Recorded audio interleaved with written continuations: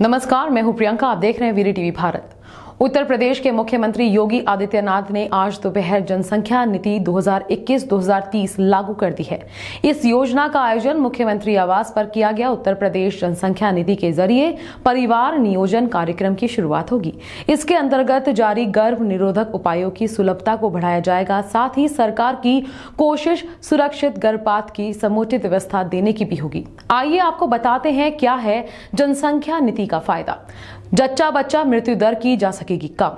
उन्नत स्वास्थ्य सुविधाओं के माध्यम से नवजात मृत्यु दर, मातृ मृत्यु दर को कम करने और नपुंसकता, बांझपन की समस्या के समाधान उपलब्ध कराने के लिए सरकार प्रयास करेगी। किशोरों को मिल सकेगा बेहतर पोषण।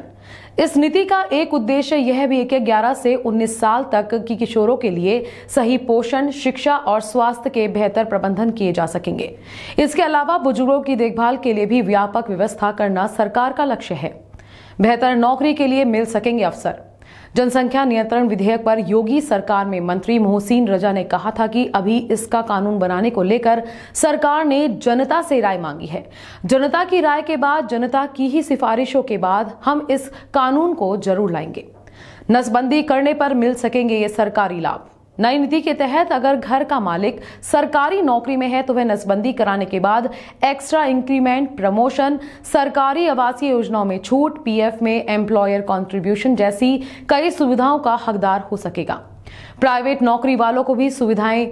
इसके अलावा 2 बच्चों वाले दंपति अगर सरकारी नौकरी में नहीं है तो उन्हें पानी, बिजली, हाउस टैक्स, होम लोन में छूट व अन्य सुविधाएं देने का प्रस्ताव है। एक संतान के बाद खुद कराई नसबंदी तो बच्चे का इलाज मुफ्त। एक संतान पर खुद से नसबंदी कराने वाले हर अभिभावक को संतान के 20 वर्ष तक मुफ्त इलाज, शिक्षा, बीमा, शिक्षण संस्था व सरकारी नौकरियों में प्राथमिकता देने की सिफारिश है।